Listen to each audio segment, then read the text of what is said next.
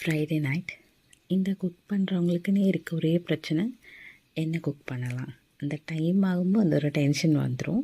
நம்ம எவ்வளோ தான் பக்காவாக ப்ரீ பிளான் பண்ணாலும் எதுலையாவது ஒன்று சொதப்பிடும் செஞ்சுருவோம். அதுவும் இந்த கிளைமேட்டுக்கு நல்லா சூடாக சாப்பிட்றதுக்கு தான் எல்லாருக்குமே பொதுவாகவே பிடிக்கும். ஸோ இன்றைக்கி அம்மாவுக்கு மட்டும் இட்லி பண்ணிவிட்டு நானும் பிரதரும் பாஸ்தா தான் நான் குக் பண்ண ஸ்டார்ட் பண்ணேன். எனக்கு நூடுல்ஸு, மேகி, பாஸ்தா எதுவாக இருந்தாலும் நிறைய வெஜிடபிள்ஸும் மினிமம் ஒரு 2 எக்காவது ஸ்க்ராம்பிள் பண்ணி போட்டால் ரொம்ப பிடிக்கும். அந்த வெஜ்ஜிஸ் எவ்வளோ ஆட் பண்ணுறோமோ அவ்வளோ டேஸ்ட்டுமே நமக்கு சூப்பராக இருக்கும். அதுவும் நம்ம ரெகுலராக பண்ணாமல் ஒரு 2 மந்த்ஸ் இந்த மாதிரி கேப் விட்டுட்டு இதெல்லாம் செஞ்சு சாப்பிட்டோம்னு வச்சுக்கோங்களேன், இன்னும் ரொம்ப நல்லா டேஸ்ட்டாக இருக்க மாதிரி தோணும்.